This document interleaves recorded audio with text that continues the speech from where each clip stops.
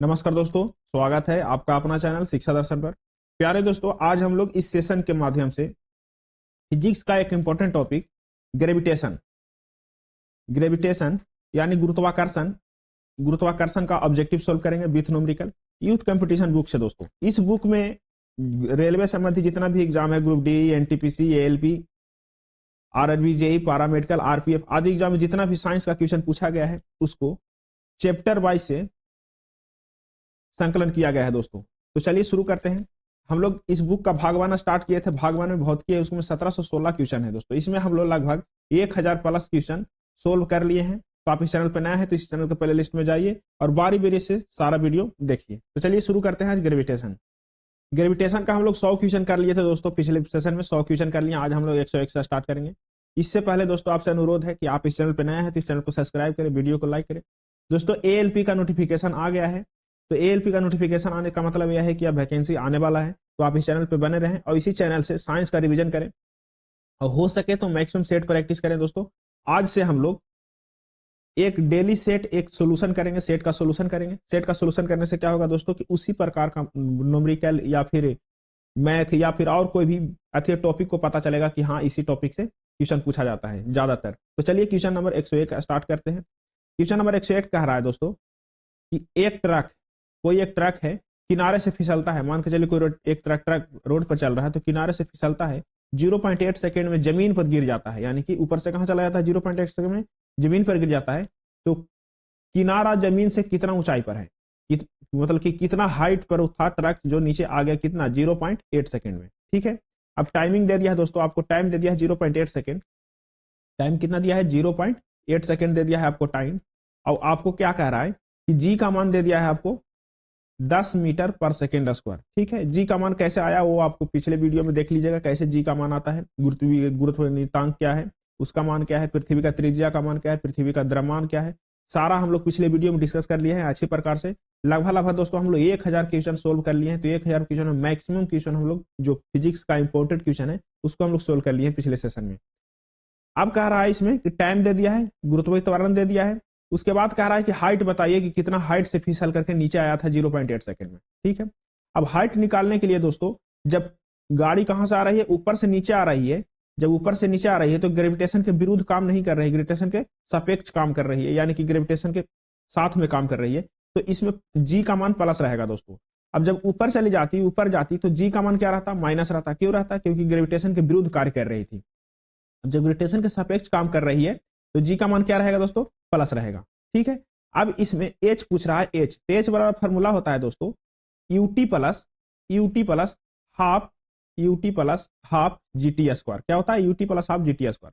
अब कह रहे हैं sir UT plus half GT square क्या होता है। तो UT plus half GT square दोस्तों गति का समीकरण है। किसका है, गति का समीकरण है। इसको हम लोग पढ़े थे एस बराबर डिस्टेंस बराबर है, विस्थापन बराबर पढ़े थे हम लोग, डिस्प्लेसमेंट बराबर एस बराबर UT plus half A T square. इसी को मॉडिफाई करके ग्रेविटेशन के रिलेशन में कर दिया गया है दोस्तों, हाइट बराबर UT plus half GT square. क्या कर दिया है ग्रेविटेशन से रिलेशन में, यूटी एच बराबर UT plus half GT square. अब देखिए एच का मान पता नहीं है, एच बराबर यू का मान पता है दोस्तों। जब यू का मान पता है, यू का मान कितना है, 0। ठीक है, अब इसको टी से मल्टीप्लाई करेंगे प्लस हाफ, जी का मान कितना है 10। और जो टाइमिंग कितना लिया दोस्तों, तो टाइमिंग लिया 0.8। इसको स्क्वायर करेंगे। ठीक है, अब इसको करेंगे, इस 5 दूना 10 हो जाएगा। यानी कि इसको काटने से क्या हो जाएगा, 8 8 यानी कहने का मतलब हो जाएगा दोस्तों 3.2 मीटर जो है से इसका ऊंचाई होगा। कितना होगा, 3.2 मीटर इसका क्या है, ऊंचाई है। कैसे निकला, यहाँ पे फॉर्मूला में पुट किए तो 3.2 मीटर इसका ऊंचाई है। यानी कि ऑप्शन कौन सा है, ऑप्शन डी सही है। क्वेश्चन नंबर देखिए 102। क्वेश्चन नंबर 102 कह रहा है दोस्तों 20 मीटर ऊंचे टावर के शीर्ष पर खड़ा एक लड़का, कोई एक लड़का है जो 20 मीटर ऊंचे टावर के शीर्ष पर कहां है, खड़ा है। जब 20 मीटर ऊंचे खड़ा है तो एक लड़का पत्थर फेंकता है। क्या करता है, खड़ा एक लड़का एक पत्थर फेंकता है। तो मान लीजिए जी का मान कितना है, मानना क्या है, जी का मान दे दिया है आपको कितना, 10 मीटर पर सेकेंड स्क्वायर। जी का मान आपको दे दिया है। जिस वेग से पत्थर जमीन पर हिट करता हुआ वेग क्या होगा, मैंने फाइनल वेलोसिटी का मान आपसे पूछना चाह रहा है दोस्तों। देखिए जब फेंकता होगा तो स्टार्टिंग वेलोसिटी क्या होगा, 0 होगा। ठीक है, जो जमीन से टकराया तो फाइनल वेलोसिटी पूछ रहा है। हाइट आपको दे रखा है, एच दे रखा है, कितना दे रखा है हाइट, तो एच दे रखा है आपको 20 मीटर।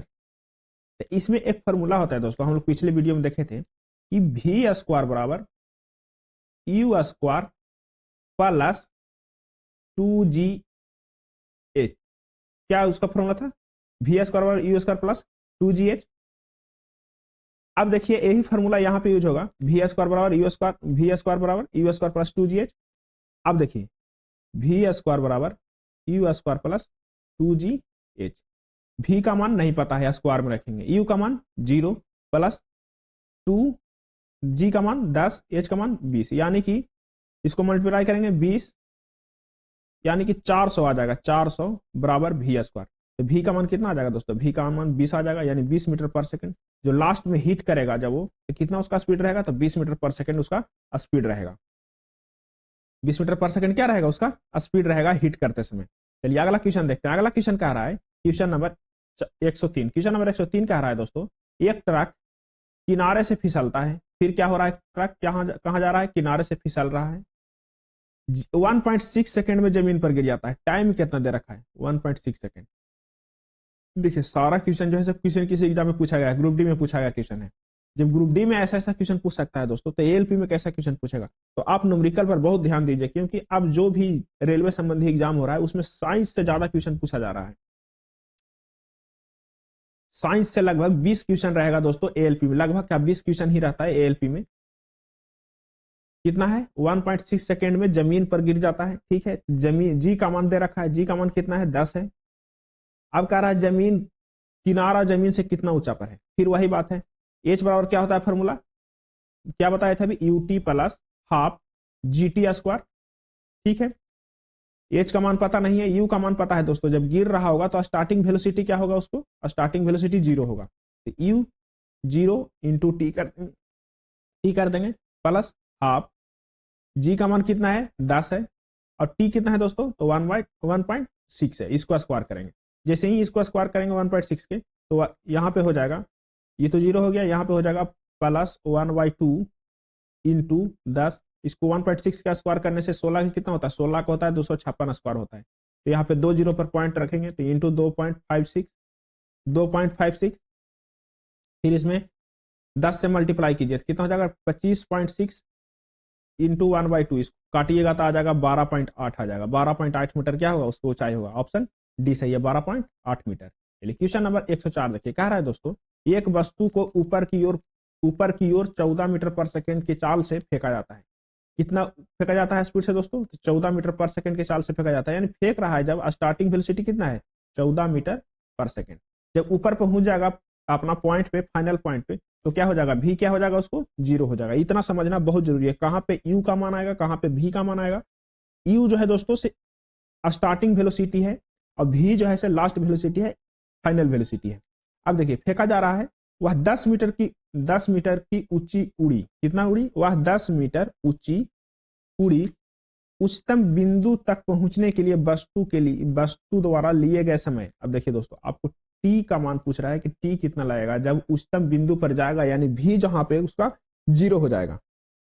ठीक है, जी का मान नहीं दे रखा है, तो जी का मान आप हम लोग निकाले थे, कैसे निकाले थे, जी का मान निकाले थे हम लोग, स्मॉल जी बराबर होता है, फॉर्मूला होता है दोस्तों, जी इंटू ई ग्रेविटेशनल त्वरण, ई है गुरुत्वाकर्षण नियतांक है, इंटू एम ई बटा आर ई के स्क्वायर। ई पृथ्वी का मास है, अभी क्या है, ये जो है दोस्तों ये है उसका त्रिज्या।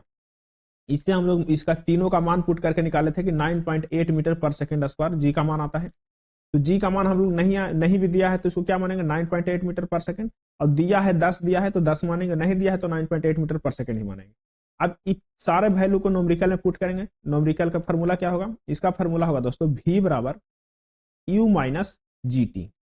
अब वहां तो पढ़े होंगे दोस्तों, आप पढ़ाए थे पिछले वीडियो के गति के समीकरण में पढ़ाए थे कि v बराबर u plus G T, u plus A T. v बराबर क्या पढ़े थे, v बराबर u प्लस ए टी। अब यहाँ पे माइनस क्यों हो रहा है, तो माइनस इसलिए हो रहा है दोस्तों, कहीं पे प्लस भी होगा। v बराबर u प्लस जी टी, कब होगा प्लस, प्लस जब होगा जब ऊपर से नीचे की ओर कोई वस्तु आ रहा होगा। माइनस तब होगा जब नीचे से ऊपर की ओर जा रहा होगा वस्तु, तब क्या होगा, माइनस होगा। ठीक है, इसको समझना बहुत जरूरी है कि कहां पे माइनस कहां पे प्लस होगा। अब देखिए इस सारा वैल्यू जो है पुट करेंगे हम लोग समीकरण में। समीकरण में भी का मान पता है नहीं, भी का मान जो है 0 होगा, लास्ट में जाके क्या होगा, 0 होगा। यू का मान पता है, तो हाँ यू का मान पता है, कितना है यू का मान, तो 14 मीटर पर सेकंड है। माइनस जी का मान पता है, तो हाँ जी का मान न्यूमेरिकली पता है कि 9.8 मीटर पर सेकंड होता है। और टी का मान, तो टी का मान नहीं पता है। अब देखिए दोस्तों, अब बराबर की इधर करेंगे तो ये प्लस में हो जाएगा, यानी कि 9.8 टी इज इक्वल टू 14। ठीक है, तो टी इज इक्वल टू क्या हो जाएगा, टी इज इक्वल टू हो जाएगा 14/9.8 सेकेंड। इसको काटेंगे दोस्तों तो हो जाएगा 1.43 सेकेंड। क्या होगा, 1.43 सेकेंड जो होगा इसको आंसर होगा, यानी कि ऑप्शन डी सही है, 1.43। चलिए आगे देखते हैं दोस्तों अगला क्वेश्चन। क्वेश्चन नंबर 105 कहता है, क्वेश्चन नंबर 105 का कहता है यदि किसी पिंड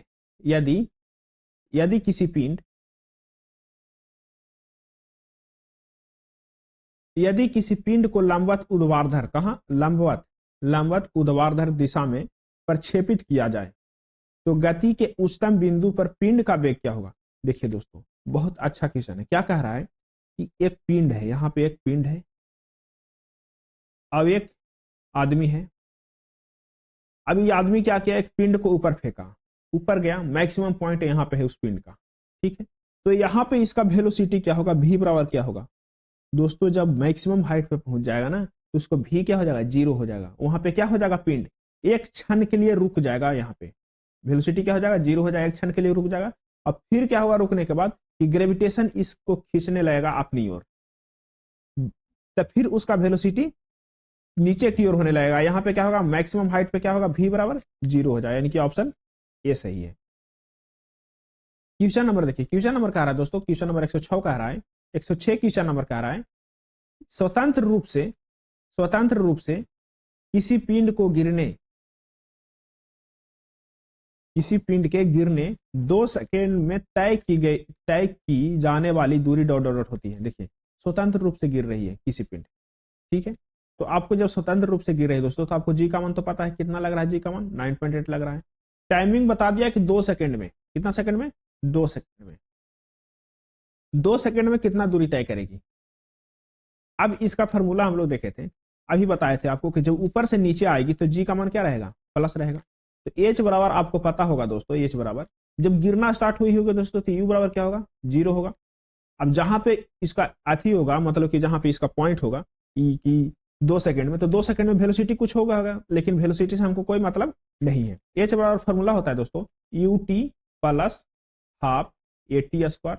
ठीक है, एच बराबर क्या हुआ, U T plus half A T square. You का मान क्या है, 0 है, तो 0 कर देते हैं, हाफ कर देते हैं। ए का मान कितना दिया है दोस्तों, तो ए का मान हमको पता है 9.8, क्या है 9.8। टी का मान पता है 2 सेकंड का दिया, तो इसको स्क्वायर करेंगे। जैसे ही इसको 4 करेंगे, इसको काटेंगे यहां से, अब इसको मल्टीप्लाई कीजिए दोस्तों, 9.8 इंटू 2, यानी कहने का मतलब आ जाएगा 19.6 मीटर जो है से इसका हाइट आ जाएगा। कितना 2 सेकंड में कितना दूरी तय करेगा, 19.6 मीटर, यानी कि ऑप्शन सी सही है। चलिए क्वेश्चन नंबर 107 देखिए, कह रहा है दोस्तों क्वेश्चन नंबर 107, एक कार एक बहिर्गत भाग से गिरती है, कहां से गिरती है, बहिर्गत भाग से गिरती है और 0.4 सेकंड में भूमि पर आ जाती है। कितना सेकंड में, 0.4 सेकंड में। टाइम फिर दे दिया है आपको, कितना दे दिया टाइम, 0.4 सेकंड में भूमि पर आ जाती है। मान लीजिए जी का मान, अब जी का मान खुद दे दिया है कि जी का मान 10 मान लो, आप कितना मान लो, 10 मान लो। ठीक है, अब भूमि पर टकराने के दौरान उसकी चाल क्या होगी, उसका वेलोसिटी पूछ रहा है दोस्तों। जब वेलोसिटी पूछ रहा है, जब गिरना स्टार्ट हुई होगी तो यू बराबर क्या होगा, 0 होगा। जब टकराएगी तो कुछ ना कुछ वेलोसिटी होगा, तो यही वेलोसिटी पूछ रहा है कि कितना वेलोसिटी होगा। तो फिर से आपको एक फॉर्मूला के रिवीजन करना पड़ेगा, v बराबर u plus G T. Plus G T क्यों हो रहा है, क्योंकि नीचे आ रहा है, गुरुत्वाकर्षण के सापेक्ष काम कर रहा है, तो इसलिए प्लस में होगा। अब v का मान लेना है, पता नहीं है, u का मान पता है 0, g का मान दे दिया है दोस्तों 10, टाइमिंग कितना दे दिया है, 0.4 दे दिया है, 0.4 सेकंड। तो जैसे ही इसको मल्टीप्लाई करेंगे, v बराबर हो जाएगा, कितना हो जाएगा, 4 मीटर पर सेकंड इसका स्पीड होगा, 4 मीटर पर सेकंड। ऑप्शन ए सही है, सॉरी ऑप्शन डी सही है, 4 मीटर पर सेकंड, 4 मीटर पर सेकंड, ऑप्शन डी सही है। दोस्तों जितना भी रिवीजन कीजिएगा आपको कम समय लगेगा न्यूमेरिकल बनाने में, और न्यूमेरिकल ही ज्यादा पूछा जाता है, क्योंकि थ्योरेटिकल जो है ज्यादातर आदमी याद कर लेता है, न्यूमेरिकल समझने में थोड़ा सा टाइम लगता है। आप रिवीजन कीजिए। कह रहा है क्वेश्चन नंबर 108 कह रहा है एक मीनार के ऊपर ऊपरी हिस्सा से एक वस्तु को ऊर्ध्वाधर दिशा में फेंका जाता है, ऊपरी हिस्सा से, ठीक है, और 5 सेकंड बाद जमीन पर पहुंची तो वस्तु का आरंभिक वेग 2 मीटर पर सेकंड है, तो मीनार की ऊंचाई क्या होगी? बहुत अच्छा क्वेश्चन है दोस्तों। देखिए, एक यहां से धरातल है, क्या है? धरातल है। अब धरातल पर बना हुआ है एक मीनार। क्या बना हुआ है? एक मीनार बना हुआ है, ठीक है। अब ये मीनार जो है, मीनार पे एक रसगुल्ला खड़ा है। मीनार पे क्या है? एक रसगुल्ला खड़ा है, ठीक है। ये रसगुल्ला क्या किया कि एक पत्थर फेंका ऊपर। क्या फेंका? कोई पत्थर फेंका ऊपर, वस्तु फेंका ऊपर। वो वस्तु ऊपर से आ गया 5 सेकंड में नीचे। कहां गया? 5 सेकंड में नीचे आ गया। अब जब वस्तु को फेंका तो 5 सेकंड में नीचे आ गया, तो मीनार का ऊंचाई क्या होगा? इसका पूछने के लिए आपसे हाइट पूछ रहा है कि मीनार का ऊंचाई क्या होगा। तो आपको टाइम दे रखा है। टाइम कितना दे रखा है? 5 सेकंड, ठीक है। जब आरंभिक वेग है यू जो है, यू आपको दे रखा है 5 मीटर पर सेकंड। अब आपको से पूछ रहा है कि हाइट क्या होगा।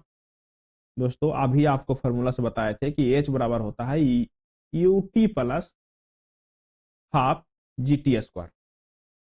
अब देखिए प्लस क्यों हो रहा है? क्योंकि नीचे से कहां, ऊपर से कहां आ रहा है? नीचे आ रहा है, तो प्लस होगा। अब एच बराबर यू का मान कितना दे रखा है? तो यू का मान खुद दे दिया है 12। एच टी का मान कितना है? 5 है, प्लस हाफ। जी का मान कितना दे दिया है दोस्तों? जी का मान नहीं दिया है, तो उसको क्या मानेंगे हम? जी का मान नहीं दिया है तो उसको हम 9.8 मान लेंगे। टाइमिंग कितना दे रखा है? तो 5, तो 5 का स्क्वायर करेंगे। जैसे ही इसका न्यूमेरिकल सोल्व करेंगे दोस्तों, 12 12 5 60, इधर हो जाएगा हाफ इंटू 9.8 इंटू 25, ठीक है। इसको सोल्व करने से दोस्तों आ जाएगा आपको, काट पीट के आ जाएगा आपको 65 मीटर, 65 मीटर इसका आंसर आ जाएगा। कितना मीटर? 65 मीटर, यानी कि ऑप्शन सी सही है। चलिए अब देखिए आगे देखते हैं। क्वेश्चन नंबर देखिए 109। क्वेश्चन नंबर 109 कह रहा है एक सीधे ऊपर की ओर फेंका गया, एक सीधे, जब सीधे ऊपर की ओर फेंका गया एक पत्थर वस्तु या शीर्ष पर पहुंचता है तो इसका, देखिए इसमें थोड़ा सा आपको समझना है। क्या कह रहा है कि कोई वस्तु है या कोई पत्थर है, ठीक है, ऊपर की ओर फेंका गया। कहां फेंका गया? धरातल से कोई आदमी ऊपर की ओर फेंक दिया, ठीक है। कह रहा है कि जब शीर्ष पॉइंट पे एकदम ऊपर मैक्सिमम हाइट पे पहुंच जाएगा तब क्या होगा? ऑप्शन ए में वेग एवं त्वरण शून्य होगा। ऑप्शन ए में कह रहा है। देखिए दोस्तों, वेग तो शून्य हो जाएगा, वेग क्या हो जाएगा? शून्य हो जाएगा, लेकिन त्वरण क्या होगा? शून्य नहीं होता है। अब देखिए आगे क्या आता है, वेग शून्य होता है तथा त्वरण लगभग 10 मीटर पर सेकंड के स्क्वायर से होता है। देखिए अभी बोले कि वेग क्या हो जाएगा? शून्य हो जाएगा, लेकिन त्वरण जो है शून्य नहीं होगा। ऑप्शन बी में कह रहा है वेग क्या हो जाएगा? शून्य हो जाएगा, लेकिन त्वरण जो है ग्रेविटेशनल त्वरण या एक्सीलरेशन, ये क्या हो जाएगा? ये शून्य नहीं रहेगा, ये 9.8 मीटर पर सेकंड स्क्वायर के लगभग में रहेगा, ये शून्य नहीं होगा, यानी कि ऑप्शन बी सही है। चलिए सी भी पढ़ लेते हैं। कह रहा है वेग लगभग 10 मीटर पर सेकंड होगा तथा त्वरण शून्य हो जाएगा। वेग तो कभी हो ही नहीं सकता है, मैक्सिमम पॉइंट पर जाने के बाद वेग जो है हमेशा शून्य हो जाएगा। फिर ऑप्शन डी कह रहा है कि वेग लगभग 10 मीटर पर सेकंड होगा और त्वरण समान होगा। ये भी गलत है, ये भी गलत है, यानी कि ऑप्शन बी सही है दोस्तों। शीर्ष पर पहुंचने से त्वरण, वेग क्या हो जाता है? शून्य हो जाता है। त्वरण जो है 10 मीटर पर सेकंड या 9.8 मीटर पर सेकंड वही रहेगा। क्वेश्चन नंबर 110 देखिए, कह रहा है जब एक वस्तु ऊपर की ओर फेंके जाने पर, कोई वस्तु है उसको ऊपर की ओर फेंक रहे हैं तो शीर्ष पर पहुंचता है, तो फिर से देखिए ये एनटीपीसी में पूछा गया क्वेश्चन है। क्या पूछा है? 2016 में। और ये ग्रुप डी में पूछा गया क्वेश्चन है 2018 में। देखिए 2016 में पूछा एनटीपीसी, 2018 में पूछा ग्रुप डी। इसका मतलब है कि जो एनटीपीसी का जो क्वेश्चन है वो ग्रुप डी में शिफ्ट हो रहा है, ठीक है। फिर वही क्वेश्चन, सेम क्वेश्चन है, ऊपर तक फेंक जाने तो इसका क्या होगा? तो इसका फिर से वेग शून्य हो जाएगा, त्वरण लगभग 10 मीटर पर सेकंड के स्क्वायर से होता है, यानी कि ऑप्शन बी सही है। क्वेश्चन नंबर 111 देखिए दोस्तों, कह रहा है एक गोली को 196 मीटर पर सेकंड की वेग से, कितना मीटर पर सेकंड की वेग से? देखिए दोस्तों, जब गोली चलती है तो जो स्टार्टिंग वेलोसिटी है कितना है? 196 मीटर पर सेकेंड की वेग से निकलती है बंदूक से, ठीक है, सीधे ऊपर की ओर दागी जाती है। बंदूक की गोली कितनी अधिकतम ऊंचाई तक जाएगी, कोई बात नहीं, वो भी निकाल लेंगे। अब जी का मान दे रखा है दोस्तों 9.8। अब कह रहा है कितना ऊपर तक जाएगा बंदूक की गोली, एच का मान पूछ रहा है। तो एच का मान आपको पता है, एच बराबर क्या होता है, यू टी। एच का मान क्या हम लोग देखे थे, एच का मान एक और फॉर्मूला होता है वी स्क्वायर बराबर यू स्क्वायर माइनस 2gh। क्यों माइनस किए, क्योंकि जो है ग्रेविटेशन के विरुद्ध कार्य कर रहा है, ऊपर की ओर जा रहा है, तो माइनस 2gh, ठीक है। भी जो है दोस्तों, भी जब फाइनल वेलोसिटी पे जाएगा, भी फाइनल ऊंचाई पे जाएगा, मैक्सिमम हाइट पे जाएगा, तो भी क्या होगा, जीरो हो जाएगा। भी क्या हो जाएगा, जीरो हो जाएगा मैक्सिमम हाइट पे, तो इसको हम जीरो करेंगे। यू पता है हमको कितना 196, इसको स्क्वायर करेंगे माइनस 2, जी का मान दे रखा है 9.8, एच हमको निकालना है, ठीक है। जब इधर करेंगे दोस्तों तो 196 बराबर हो जाएगा, 196 के स्क्वायर बराबर हो जाएगा 2 इंटू 9.8 इंटू एच, ठीक है। जैसे ही एच को हम लोग काट पीट के करेंगे दोस्तों तो आ जाएगा 1960 मीटर। कितना जाएगा, 1960 मीटर जो है से इस मैक्सिमम ऊंचाई तक जाएगा। कितना जाएगा, 1960 मीटर जाएगा, यानी कि ऑप्शन ये सही है। देखिए इसमें मेन पर्पस है दोस्तों, आप फार्मूला को नोट डाउन कीजिए और फार्मूला से रिवीजन कीजिए। क्वेश्चन नंबर 112 देखिए, कह रहा है एक कार क्या कह रहा है, एक कार एक बहिर्गत भाग से गिर जाती है, क्या होती है, गिरती है, और 0.9 सेकंड में, टाइम दे रहा है आपको 0.9 सेकंड में, कितना में, 0.9 सेकंड में भूमि पर गिर जाती है, ठीक है। जी का मान भी दे दिया है आपको, जी का मान भी दे दिया कितना, 10 मीटर पर सेकंड। अब कह रहा है भूमि से टकराने के दौरान इसकी चाल क्या होगी, आपको से भी पूछ रहा है दोस्तों, क्या पूछ रहा है, भी पूछ रहा है कि भूमि से टकराने के दौरान इसका चाल क्या होगी।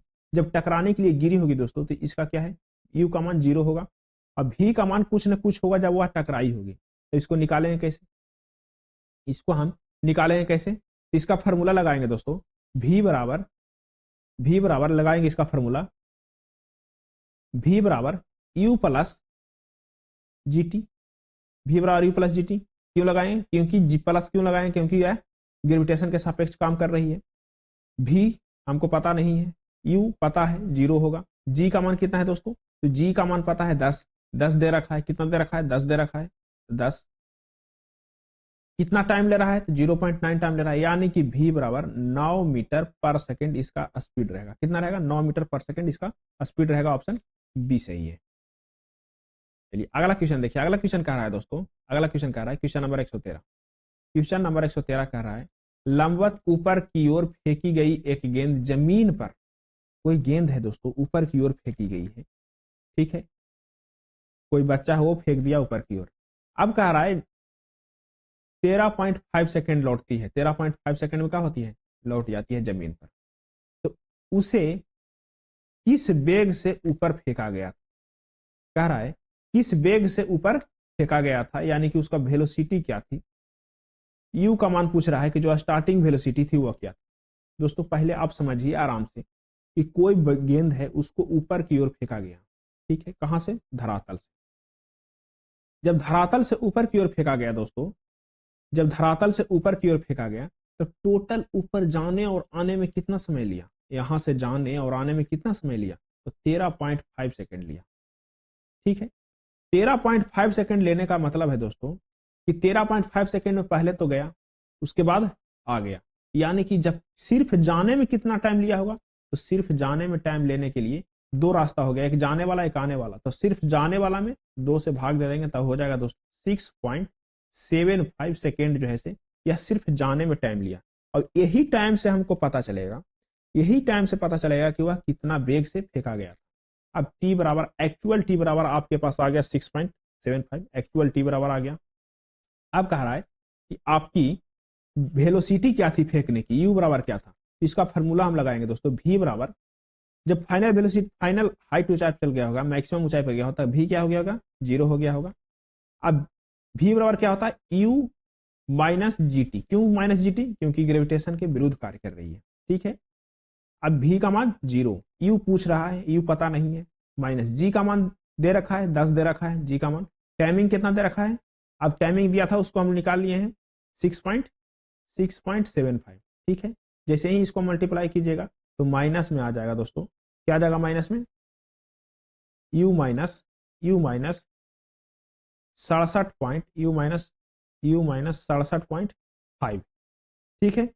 अब इसको इधर करेंगे, जो माइनस में इधर आने के बाद क्या हो जाएगा? प्लस में हो जाएगा, यानी कि u बराबर हो जाएगा 67.5 मीटर पर सेकंड के स्पीड से क्या किया गया? उसको फेंका गया होगा 67.5 मीटर पर सेकंड के स्पीड से।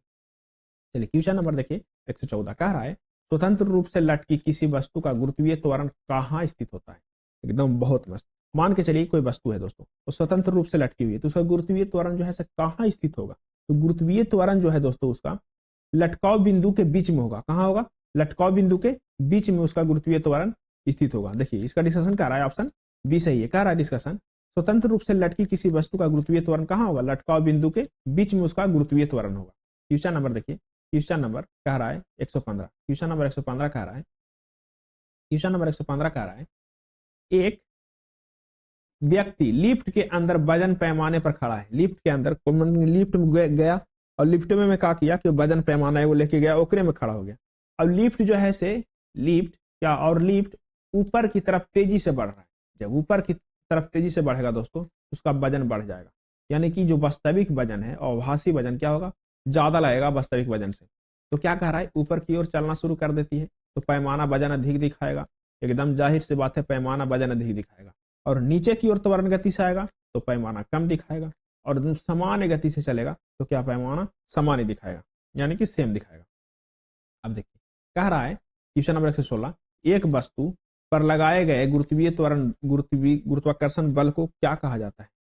देखिए एक वस्तु पर लगाए गए जो गुरुत्वाकर्षण बल लग रहा है उसको क्या कहते हैं? उसको वजन कहते हैं दोस्तों। क्या कहते हैं? उसको वजन कहते हैं। वही तो वेट होता है। वेट का फॉर्मूला क्या होता है? W=mg। क्यों होता है mg? mg यही तो लगा रहा है गुरुत्वीय त्वरण, यही तो वेट बना रहा है। मास में गुरुत्वीय त्वरण के गुणनफल करते हैं तो क्या बनता है? वजन बनता है। यानी क्वेश्चन नंबर 117 कह रहा है दोस्तों आसमान की ओर फेंका गया पत्थर, कोई पत्थर है वो आसमान की ओर फेंक दिए हम, क्या किया? फेंक दिया, तो पृथ्वी की ओर वापस क्यों आता है? रीजन क्या है? आपको सिर्फ बच्चा वाला सवाल पूछ रहा है, पृथ्वी की ओर वापस क्यों आता है? रीजन क्या है? ऑप्शन ए में कह दिया नीचे की ओर लगने वाला दाब उसे पृथ्वी की ओर खींचता है। ये क्या वाहियात है? नीचे की ओर लगता दाब नहीं, ये गलत है। ऑप्शन बी कह रहा है केंद्राभिमुख बल जो उसे पृथ्वी की ओर खींचता है, ये भी गलत है। फिर कह रहा है वस्तु द्वारा किया गया कार्य उसे पृथ्वी की ओर खींचता है, ये भी गलत है। डी कह रहा है एक बल होता है जो इसे पृथ्वी की ओर खींचता है, वो बल का नाम क्या है? तो बल का नाम है गुरुत्वाकर्षण बल। कौन बल है? गुरुत्वाकर्षण बल। ठीक है। कि बल का फॉर्मूला क्या होता है? कि बल का फॉर्मूला होता है G × m1m2 बटा r स्क्वायर। m1 m2 क्या है? दोनों पिंडों का द्रव्यमान है, और r क्या है? उस दोनों पिंडों के बीच की दूरी है, और g क्या है? गुरुत्वीय नियतांक है। इससे आप समझ सकते हैं कि किसने दिया था? तो न्यूटन लॉ ने दिया था। ठीक है। कह रहा है संसार के किन्हीं दो पिंड के मध्य कार्य करने वाले आकर्षण बल को क्या कहते हैं? गुरुत्वाकर्षण बल कहते हैं। कोई भी पिंड है, जो गुरुत्वाकर्षण बल है दोस्तों, एक और बात है, गुरुत्वाकर्षण बल एकदम क्षणिक बल है। क्या है? क्षणिक बल, बहुत कमजोर बल है गुरुत्वाकर्षण बल है से। इसको क्या बोलते हैं? बहुत कमजोर बल बोलते हैं गुरुत्वाकर्षण बल के। ठीक है। कि बहुत बड़ा साइज का कोई वस्तु है वो गुरुत्वाकर्षण बल कार्य करता है, जो हम लोग को देखने में आता है, लेकिन छोटा वस्तु से जो गुरुत्वाकर्षण बल लगता है वो हम लोग के देखने में नहीं पता चलेगा। ठीक है। ये बहुत कमजोर बल है। चलिए कहता है, आओ और आगे पढ़ते हैं। कहता है यदि इन दोनों पिंडों में से एक पिंड पृथ्वी हो तो इसका गुरुत्वाकर्षण बल को गुरुत्व कहा जाता है। क्या कहा जाता है? गुरुत्व कहा जाता है। जो क्या है गुरुत्व? 9.8 मीटर पर सेकंड स्क्वायर जो स्पीड से क्या करता है? खींचता है अपनी ओर। ठीक है। अब कहता है अतः गुरुत्व वह आकर्षण बल है जिसे पृथ्वी किसी पिंड को केंद्र की ओर खींचता है। पृथ्वी क्या करता है? किसी चीज को केंद्र की ओर खींचता है। पृथ्वी तल से आसमान की ओर फेंका गया पत्थर पृथ्वी की ओर वापस चला आता है। क्यों आता है? गुरुत्वाकर्षण बल के कारण, क्योंकि पृथ्वी द्वारा उस पत्थर पर लगाया गया गुरुत्व बल उस पत्थर को पृथ्वी के केंद्र की ओर क्या करता है? खींचता है। चलिए क्वेश्चन नंबर 118 देखिए। कह रहा है कब कहा जाएगा कि कोई पिंड मुक्त रूप से गिर रहा है? कब कहा जाएगा? कब उसको कहेंगे कोई पिंड मुक्त रूप से गिर रहा है? तब कहेंगे जब उस पर केवल गुरुत्व बल कार्य करे और कोई कार्य नहीं करे, मतलब कि वह क्या कौन सी कार्य करे, गुरुत्व बल नीचे की ओर खींचता रहे और कोई बल ना कार्य करे, ना ऊपर कोई खींचे, नहीं इधर कोई खींचे, नहीं इधर कोई खींचे, बस वह पिंड क्या करे, मुक्त रूप से नीचे आते रहे, गुरुत्व बल कार्य करे, तब क्या कहेंगे उसको, वह मुक्त रूप से गिर रहा है।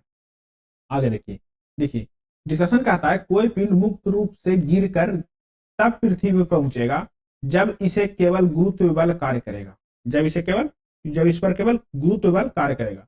गुरुत्व बल वस्तुओं के द्रव्यमान के गुणनफल क्या कहते हैं कि m1 इंटू m2 तथा का अनुक्रमपाती तथा उसके बीच के दूरी के वर्ग के व्युत्क्रमपाती होता है। मुक्त रूप से गिरते हुए पिंड में गुरुत्व बल के कारण उत्पन्न त्वरण को क्या कहते हैं, गुरुत्वीय त्वरण कहते हैं। जबकि भार किसी वस्तु पर लगने वाले वह गुरुत्व बल है जिससे पृथ्वी किसी वस्तु को केंद्र की ओर क्या करता है, खींचता है। चलिए क्वेश्चन नंबर 119 देखिए, कह रहा है गुरुत्व जनित त्वरण को कैसे दर्शाया जाता है। तो गुरुत्व जनित त्वरण को दोस्तों कैसे दर्शाया जाता है, स्मॉल जी से दर्शाया जाता है। किससे दर्शाया जाता है, स्मॉल जी से। कहेगा इस, देखिए आरआरबी जेईई में पूछा गया क्वेश्चन है, कहेगा कि इसका यूनिट क्या है, स्मॉल जी का यूनिट क्या है, इसका यूनिट है दोस्तों मीटर पर सेकेंड स्क्वायर। क्या है, मीटर पर सेकेंड स्क्वायर। कह देगा बड़ा वाला जी जो है गुरुत्वीय नियतांक, उसका मान क्या है, इसका मान है 6.67 into 10 to the power -11 newton metre square पर केजी स्क्वायर। क्या है इसका मान, इसका भी यूनिट पूछ देता है, तो इसका यूनिट आप कह देंगे न्यूटन मीटर स्क्वायर पर केजी स्क्वायर, गुरुत्वीय नियतांक का यूनिट है। चलिए आगे देखिए, अगला कह रहा है 120 क्वेश्चन नंबर, पृथ्वी के गुरुत्वीय त्वरण जी का मान कितना होता है। तो जी का मान हम निकाल के बताए थे पिछले वीडियो में, आप नया है तो उस वीडियो को देखिए, 9.8 मीटर पर सेकेंड स्क्वायर आता है। ठीक है, जी का मान कैसे निकला था। तो चलिए आगे आगे देखते हैं, क्वेश्चन नंबर 121 कह रहा है चंद्रमा पर आवाज क्यों नहीं सुना जा सकता है। क्यों नहीं सुना जा सकता भाई, चंद्रमा पर आवाज, पृथ्वी पर आवाज क्यों सुन लेते हैं एक दूसरे को, लेकिन चंद्रमा पर आवाज क्यों नहीं सुनी जा सकती है। क्योंकि ऑप्शन ए में कह रहा है चंद्रमा पर कोई आवाज नहीं करता, चंद्रमा पर कोई आवाज नहीं करता। बी में कह रहा है क्योंकि चंद्रमा पर पानी नहीं है, तो पानी और आवाज से कोई मतलब नहीं है दोस्तों। अब देखिए कह रहा है चंद्रमा पर कोई वायुमंडल नहीं है और ध्वनि बिना माध्यम के यात्रा नहीं करती है। ऑप्शन सी सही है। हम जब ध्वनि पढ़ेंगे दोस्तों तो बताएंगे कि ध्वनि कौन सा तरंग है, ध्वनि अनुदैर्घ्य तरंग है, अनुप्रस्थ तरंग है, ध्वनि बिना मीडियम के चलेगी या नहीं चलेगी। ध्वनि जो है दोस्तों से बिना माध्यम के ट्रेवल नहीं करती है, ध्वनि को ट्रेवल करने के लिए माध्यम चाहिए, लेकिन प्रकाश को ट्रेवल करने के लिए कोई माध्यम नहीं चाहिए। ध्वनि जो है से दोस्तों अनुदैर्घ्य तरंग है, प्रकाश है अनुप्रस्थ तरंग। ये सब सारे अच्छा से डीपली करेंगे, जब साउंड आएगा लाइट आएगा तो अच्छा से वहां पे डीपली से चर्चा करेंगे। तो चलिए ऑप्शन इसका सी सही है, क्योंकि चंद्रमा पर कोई वायुमंडल नहीं है और ध्वनि बिना माध्यम की यात्रा नहीं करती है। इसका डिस्कशन कह रहा है ध्वनि यांत्रिक तरंगे होती है, क्या होती है, मैकेनिकल वेव होती है, जिनके संरचन के लिए, जिनके संचरण के लिए माध्यम, यानी कि उसके लिए माध्यम ठोस द्रव गैस, तीनों में से कोई माध्यम हो, जैसे ठोस हो या द्रव हो या गैस हो, इसकी माध्यम की आवश्यकता होती है। चूंकि चंद्रमा पर निर्वात होने के कारण ध्वनि का संचरण नहीं होता है, वहां पे क्या है, निर्वात है, वहां पे कोई वायुमंडल नहीं है और वहां कोई भी आवाज नहीं सुनाई देती है। अब आ गया लास्ट टॉपिक है दोस्तों इस चैप्टर का, है उपग्रहों के गति एवं पलायन वेग। देखिए दोस्तों अब हम समझेंगे पलायन वेग होता क्या है। पलायन वेग के बारे में पहले चर्चा कर लीजिए। पलायन वेग जो है दोस्तों, पलायन वेग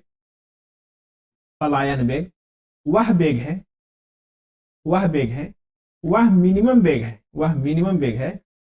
वेग है जिससे किसी वस्तु को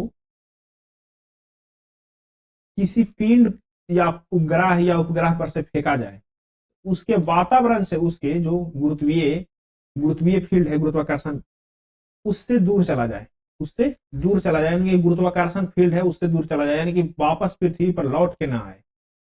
पृथ्वी का जो वायुमंडल है वहां से लौट कर वह गुरुत्वीय मंडल से कहां से लौट के नहीं आए, यानी कि वह कहां चला जाए, पृथ्वी गुरुत्वाकर्षण क्षेत्र से कहां चला जाए, वापस चला जाए, गुरुत्वाकर्षण क्षेत्र में नहीं रहे। वो इसी को क्या बोलते हैं, पलायन वेग बोलते हैं। क्या बोलते हैं, पलायन वेग बोलते हैं। कि ऐसा वेग जिससे किसी वस्तु को फेंकने पर गुरुत्वाकर्षण से, पृथ्वी के गुरुत्वाकर्षण क्षेत्र से या चंद्रमा के गुरुत्वाकर्षण क्षेत्र से या और कोई पिंड है या और कोई ग्रह है, उसका गुरुत्वाकर्षण क्षेत्र से कहां चला जाए, बाहर चला जाए, उसको क्या बोलते हैं, पलायन वेग बोलते हैं। क्या बोलते हैं उसको, पलायन वेग बोलते हैं। अब देखिए कह रहा है क्वेश्चन नंबर 122, ग्रहों की परिक्रमा पथ का आकार कैसा होता है। तो ग्रहों की परिक्रमा और पथ का आकार कैसा होता है। दोस्तों ग्रहों की परिक्रमा और पथ का आकार होता है फैला हुआ वृत्त। अब फैला हुआ वृत्त कहने का मतलब ऐसा होता है, ठीक है, थोड़ा सा फैला हुआ होता है, अंडाकार नहीं होकर के थोड़ा सा फैला हुआ होता है। उसका ऑप्शन डी सही है, फैला हुआ वृत्त ग्रहों का परिक्रमा होता है। इसका डिस्कशन पढ़िए। डिस्कशन कह रहा है दोस्तों, कह रहा है ग्रहों की परिक्रमा पथ आकार वृत्त जैसा होती है। सूर्य के चारों ओर अंडाकार मार्ग का परिक्रमा करने वाले ग्रहों, उपग्रहों, उच्छल तारों, उल्का पिंड आदि समूह सौर मंडल कहलाता है। क्या कहलाता है? सूर्य के जो सारी ओर चारों ओर परिक्रमा कर रहे हैं उसको क्या कहते हैं? सौर मंडल कहते हैं। सूर्य से ग्रहों की दूरी, देखिए एक इंपॉर्टेंट टॉपिक आ गया, सूर्य से ग्रहों की दूरी। ग्रह के सूर्य से ग्रह की दूरी कौन कौन सी है, कितना कितना दूरी है सूर्य से ग्रह की दूरी। अब देखिए एक सूर्य मान लीजिए कि क्या है, ये है सूर्य, क्या है, सूर्य है, ठीक है, सूर्य हो गया। सूर्य से सबसे नजदीक जो है दोस्तों, सबसे नजदीक कौन है? सबसे नजदीक है बुध। कौन है? बुध है। सबसे नजदीक कौन है? बुध है। उसके बाद थोड़ा सा और दूर हो जाइए तो क्या मिलेगा? शुक्र मिलेगा। उसके बाद दोस्तों पृथ्वी मिलेगा, पृथ्वी मिलेगा। अब यहीं पे समझिए, सबसे नजदीक कौन है? फर्स्ट नंबर पे बुध है, उसके बाद शुक्र है, उसके बाद क्या है दूसरे नंबर पे? दूसरे नंबर पे शुक्र है, उसके बाद तीसरे नंबर पे पृथ्वी है। तो आपसे पूछेगा कि पृथ्वी का सूर्य से कितना कितना नंबर है, तो तीसरा नंबर है, ठीक है। शुक्र जो है दोस्तों, शुक्र उसको बोलते हैं पृथ्वी का वाहन भी बोलते हैं। क्या बोलते हैं? पृथ्वी का वाहन भी बोलते हैं। इसको भोर का तारा, शाम का तारा बोला जाता है। भोर का तारा और शाम का तारा भी बोला जाता है शुक्र ग्रह को। चमकीला तारा भी किसको बोला जाता है? चमकीला ग्रह भी किसे बोलता है? शुक्र को बोला जाता है, ठीक है। अब जो है भोर का ग्रह शाम का ग्रह बोला जाता है शुक्र को, चमकीला भी बोला जाता है शुक्र को, और पृथ्वी का वाहन भी बोला जाता है क्योंकि पृथ्वी से निकट है शुक्र। उसके बाद कौन सा ग्रह आता है दोस्तों? उसके बाद आता है मंगल ग्रह। कौन सा आता है? मंगल ग्रह। उसके बाद आता है शनि, उसके बाद उसके बाद आता है बृहस्पति। कौन आता है? बृहस्पति। देखिए पहले मंगल, तो बाद बृहस्पति, तब न बाद अति आएगा, शनि आएगा, उसके बाद बृहस्पति, उसके बाद शनि, उसके बाद अरुण वरुण आ जाता है, ठीक है। यानी कि कुल मिला के हम लोग दूरी तय किए इसको से, पहले बुध, फिर से देख लिए, पहले बुध, उसके बाद शुक्र, उसके बाद पृथ्वी, उसके बाद कौन? मंगल, उसके बाद कौन? बृहस्पति, उसके बाद कौन है दोस्तों? उसके बाद है शनि, उसके बाद है अरुण, उसके बाद वरुण, ठीक है। ये क्रम आपको याद रखना है, क्रम से ही आपका ऑब्जेक्टिव आ जाएगा। चलिए अगला क्वेश्चन देखिए, कह रहा है जब एक उपग्रह पृथ्वी के चारों ओर 40,000 किलोमीटर त्रिज्या के ग्रह पथ से घूमता है, यानी कि पृथ्वी से कितना दूरी पर? 40,000 किलोमीटर की त्रिज्या पर घूम रहा है। गुरुत्वाकर्षण बल द्वारा किया गया कार्य का गणना कीजिए। जो गुरुत्वाकर्षण बल है उसके द्वारा किया गया कार्य की गणना कीजिए। देखिए दोस्तों कार्य तो जीरो होगा। क्यों जीरो होगा? क्योंकि 40,000 से करे या 80,000 से करे, जब घूम रहा है तो कार्य कहां कब निकलता है? जब वह डिस्प्लेसमेंट कर रहा हो। फोर्स तो लगा रहा है घूमने में लेकिन डिस्प्लेसमेंट नहीं कर रहा है, फिर से उसका फाइनल पॉइंट कहां पे चला जा रहा है? एक पॉइंट पे चला जा रहा है और डिस्प्लेसमेंट हो जा रहा है जीरो। यानी कि कार्य जो है क्या होगा? कार्य भी होगा क्या? जीरो। यानी कि ऑप्शन ए सही है। आपको समझ में नहीं आया तो पिछले वीडियो को देखिए, जब जिसमें हम लोग कार्य, बल, शक्ति तीनों जब पढ़े थे तो उसमें हम लोग कार्य के बारे में पढ़े थे कि कार्य कब मैक्सिमम होता है, कार्य कब मिनिमम होता है, कार्य कब जीरो होता है। उसमें हम लोग अच्छा से चर्चा किए हैं, तो आप पिछले प्ले लिस्ट में जाइए और आराम से देखिए। चलिए क्वेश्चन नंबर देखिए। क्वेश्चन नंबर कह रहा है 124, कह रहा है पृथ्वी की सतह पर पलायन वेग क्या होता है? बहुत अच्छा क्वेश्चन। कौन सी ऐसी वेलोसिटी है जिससे हम पृथ्वी की सतह पर से उस वेग से अगर जो किसी वस्तु को फेंक देंगे या थ्रो करेंगे तो पृथ्वी का गुरुत्वाकर्षण क्षेत्र से क्या हो जाएगा? बाहर हो जाएगा। तो 11.2 किलोमीटर पर सेकंड का स्पीड से किसी वस्तु को अगर जो हम फेंक देंगे, कितना किलोमीटर? 11.2 किलोमीटर पर सेकेंड के स्पीड से किसी वस्तु को हम फेंक देंगे तो क्या हो जाएगा? वह गुरुत्वाकर्षण क्षेत्र से कहां चला जाएगा? बाहर चला जाएगा दोस्तों। कहां चला जाएगा? गुरुत्वाकर्षण क्षेत्र से बाहर चला जाएगा। ये क्या है? यह पृथ्वी का पलायन वेग है। क्या है? पृथ्वी का पलायन वेग है। अब देखिए पृथ्वी की सतह पर पलायन वेग लगभग 11.2 किलोमीटर पर सेकंड होता है। पलायन वेग वह न्यूनतम वेग है, मिनिमम वेग है, सबसे कम से कम वेग है जिससे किसी पिंड को पृथ्वी की सतह से ऊपर की ओर फेंके जाने पर वह गुरुत्वीय क्षेत्र से क्या हो जाता है, पार चला जाता है, ठीक है, तथा पृथ्वी पर वापस नहीं आता है। अर्थात पृथ्वी के तल से किसी वस्तु को 11.2 किलोमीटर पर सेकेंड या इससे अधिक वेग से ऊपर की दिशा में फेंका जाए तो वस्तु कहां चला जाएगा, वस्तु फिर पृथ्वी पर वापस लौट के नहीं आएगा।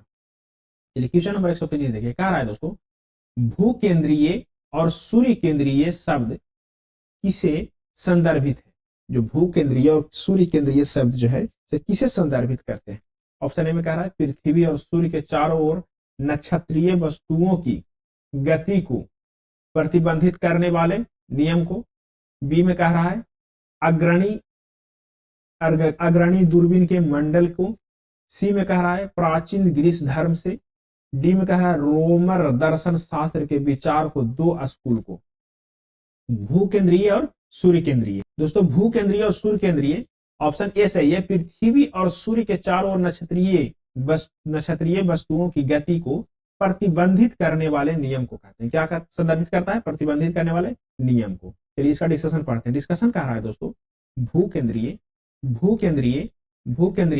और सूर्य केंद्रीय शब्द पृथ्वी और सूर्य के चारों ओर नक्षत्रीय वस्तुओं की गति प्रतिबंधित करने वाले नियम को कहते हैं। क्या कहते हैं, प्रतिबंधित करने वाले नियम को कहते हैं।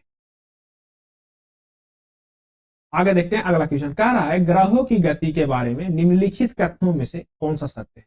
कौन सा सत्य है ग्रहों की गति के बारे में। ऑप्शन ए में कह रहा है एक ग्रह अच्छा दो केंद्र बिंदु में से एक में सूर्य के साथ अंडाकार है।